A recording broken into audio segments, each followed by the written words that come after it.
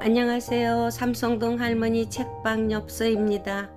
오늘 읽을 책은 가족이라는 착각, 이호선 지음 펴낸 곳 유노 라이프. 이호선 저자는 한양대 의과대학을 졸업하고 정신건강의학과 전문의로서 주로 가족관계와 치매 등 노인 정신건강을 연구하고 치료하고 있다.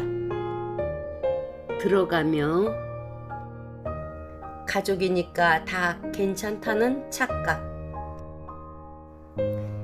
내 머릿속을 떠나지 않는 어느 환자의 질문이 있다. 가족 사이의 적정 거리는 어느 정도일까요? 가까워야 할까? 아니면 멀어야 할까?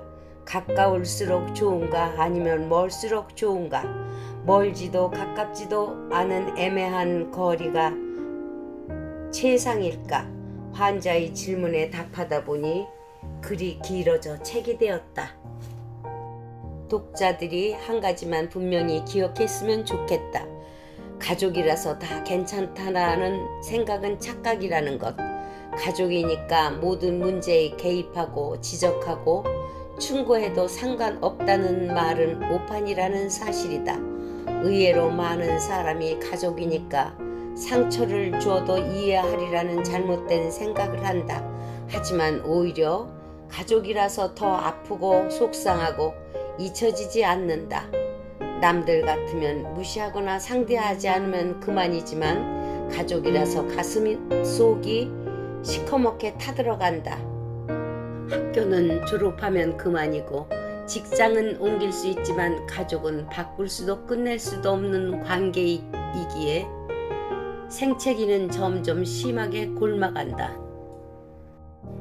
가족에 대해 가졌던 막연한 환상을 깨뜨리고 가족 간의 적정 거리를 유지하는 것, 이것이 건강한 가족관계를 위한 첫걸음이다. 정신건강의학과 전문의 이호선 저자의 글이다.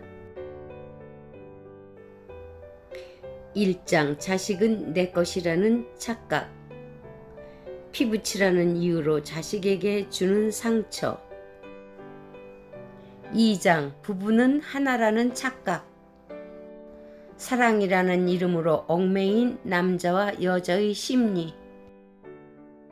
3장 부모는 어른이라는 착각. 나이든 부모와 자식에게 생기는 마음의 갈등. 4장 가족은 새롭게 봐야 회복된다. 부모와 자식의 관계 회복을 위한 과정. 5장 가족이지만 타인이다. 독립된 존재로 서로 행복한 가족에 대하여. 1장 자식은 내 것이라는 착각. 피부치라는 이유로 자식에게 주는 상처. 가족끼리 더 무서운 차별과 서열. 둘째 딸 증후군. 40대 중반의 민경 씨는 난생 처음 정신건강의학과를 방문했다. 그녀에게는 10살 아래인 남동생이 있다.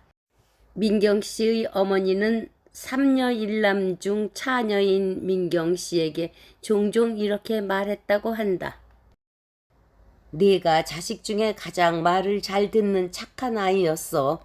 한 번도 내 말을 어긴 적이 없었지. 가정 형편이 어려운 민경 씨는 고등학교를 졸업하고 그 뒤로 20년 넘게 다른 생각을 할 겨를도 없이 돈 버는 일에만 매진했다. 하나뿐인 남동생을 공부시키면서 집안일을 도맡아 했고, 그러는 동안 언니와 여동생은 결혼을 했고, 남동생은 해외 유학을 다녀와 국내 명문대에서 박사학위를 준비 중이다. 민경 씨는 분주히 사느라 결혼도 못했다. 문제는 아버지가 직장암 판정을 받고 투병하면서 생겼다. 어머니와 교대로 아버지를 병간호하느라 몸이 10개라도 모자랄 정도로 힘들게 지냈다. 하지만 다른 형제들은 이런저런 핑계를 대며 잘 나타나지 않았다. 어머니의 태도는 더했다. 다들 바쁘니 어쩌겠니? 힘들겠지만 착한 네가 참아야지. 열 손가락 깨물어 안 아픈 손가락 없다는 말은 책에만 존재한다고 여겼다. 괴로운 마음을 견디지 못한 민경 씨는 병원을 찾아 하소연하기에 이르렀다. 제가 왜 이렇게 살아야 하는 걸까요? 무슨 큰 죄를 지은 것도 아니고. 민경 씨에게 가족은 무거운 짐이었다. 자신의 힘으로는 도저히 치울 수 없는 커다란 돌덩이 같은 짐, 벗어날 수도 없었다. 민경 씨에게는 부모나 형제 자매 얼굴을 마주하는 것조차 스트레스였다. 착한 둘째 딸의 역할로부터 도망치고 싶었다. 민경 씨는 가족에 대한 회의감과 우울증이 점점 더 깊어졌다. 불행한 가족에게만 있는 어떤 것. 민경 씨네 가족이 행복하기 위해 필요한 조건은 무엇일까?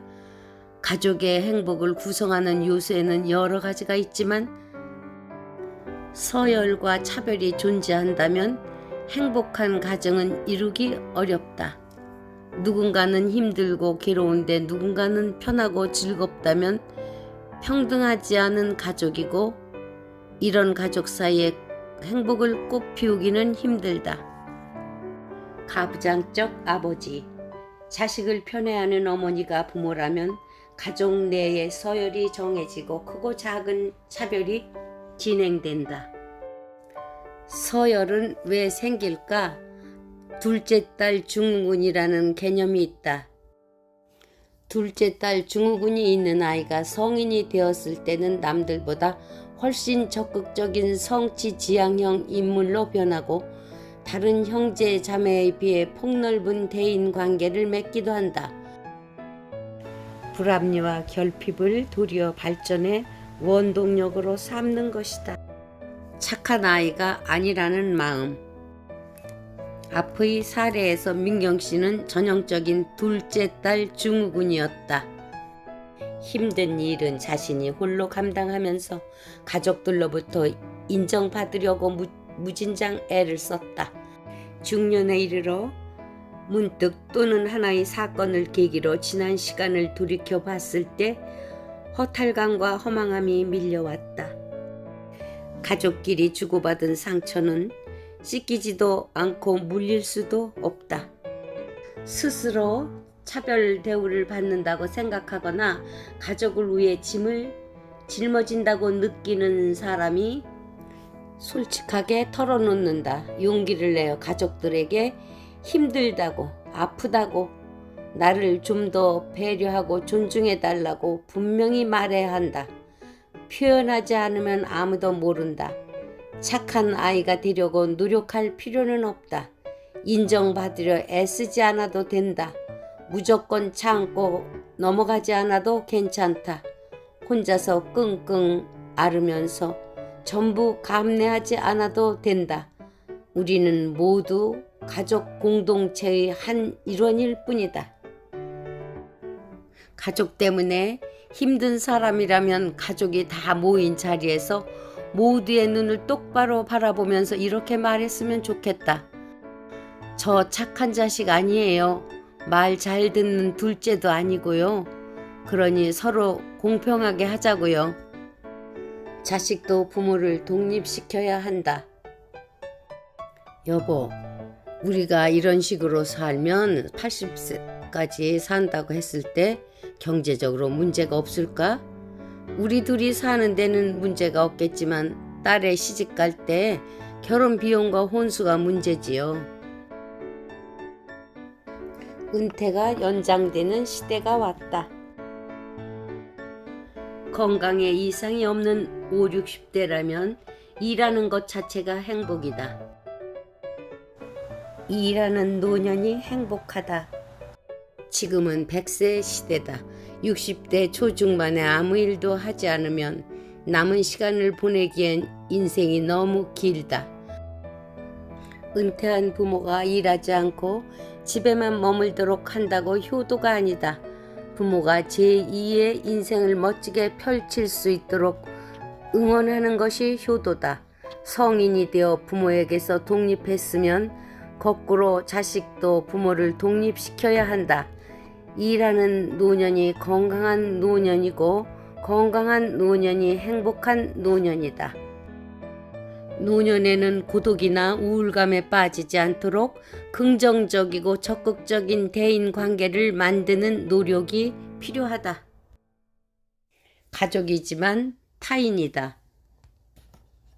독립된 존재로 서로 행복한 가족에 대하여 완전 무결한 가족에는 없다. 자기 의지 없이 희생에 복종하고 통제에 무릎 꿇는다면 외로움만 남는다. 자신의 영역에서 자유를 누려야 한다. 가족이지만 타인으로 사랑한다는 것. 가족에 영수 씨는 하는 일마다 실패를 거듭했다. 낙담 끝에 모두와 연락을 끊고 숨었다. 영수 씨는 친누나와 형에게 연락해 볼까 싶었지만 도저히 입이 떨어지지 않았다. 부모님이 일찍 돌아가시고 누나와 형 도움으로 생활하고 공부도 했는데 못난 모습 보이며 또 손을 벌리기 싫었다. 영수 씨는 공황 장애까지 생겼다. 하루는 꿈결인지 현실인지 구분할 수 없었지만 어디선가 애타게 자기를 부르는 소리를 들었다. 영수야, 영수야, 문 열어봐, 영수야. 깊은 잠에 빠져있던 영수 씨는 부스스 일어나 방문을 열었다. 누나와 형이었다. 세 사람은 부둥켜 안고 눈물을 흘렸다. 그런 일이 있으면 누나나 형한테 연락했어야지. 힘들고 어려울 때 짐을 나눌 수 있는 게 가족인데. 미안해 누나 그리고 형. 염치가 없어서. 그런데 나 여기 있는 거 어떻게 알았어?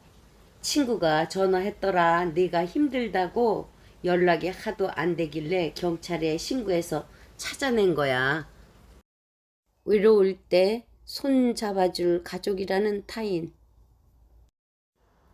가족은 가깝기에 매일 얼굴을 마주보며 살아야 하기에 서로에 대해 너무 잘 알기에 서로를 향한 기대와 바람이 남달리 크기에 인위적으로 맺고 끊을 수 없는 필연적인 관계이다.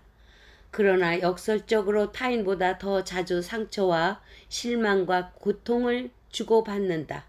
마음에 없는 말을 무심코 내뱉기도 하고 하지 않아도 될 행동을 쉽사리 저지르기도 한다. 차마 남들에게는 말하지 못하는 깊은 슬픔의 근원도 다시는 생각하고 싶지 않은 쓰라린 기억의 아픔도 많은 부분이 가족으로부터 기인한다.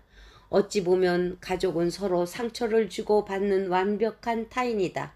하지만 외롭고 쓸쓸할 때, 세상에 나만 남겨졌다고 느낄 때, 누구도 내 힘든 처지를 돌아보지 않을 때,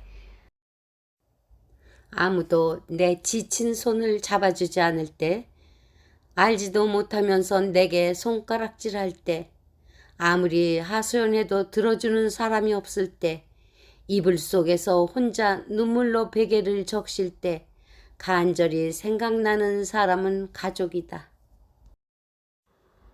어머니, 아버지, 누나, 형, 언니, 오빠, 동생이다. 가족은 좁고 불편해서 벗어나고 싶지만 벗어나 보면 자꾸만 돌아가고 싶은 고향 같다. 억압당하는 듯하고 족쇄 같아서 떠나고 싶지만 떠나보면 한없이 그리워지는 곳이다. 사랑할 시간이 그리 많은 건 아니다. 표현하지 않으면 후회만 남는다. 사랑은 표현하고 행동해야 사랑이다. 표현하고 행동해야 할 시점은 바로 지금이다. 오늘은 여기까지입니다. 감사합니다. 구독과 좋아요는 사랑 마음입니다.